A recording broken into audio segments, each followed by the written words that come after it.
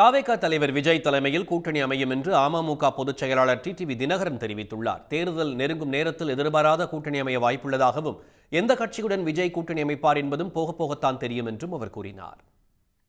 இதெல்லாம் கதைகள் தான். ஆனால் எனக்கு தெரிந்தவரை விஜய் அவர் தலைமையில் கூட்டணி அமைப்பதற்கு வாய்ப்பு இருப்பதாக தான் நினைக்கிறேன்.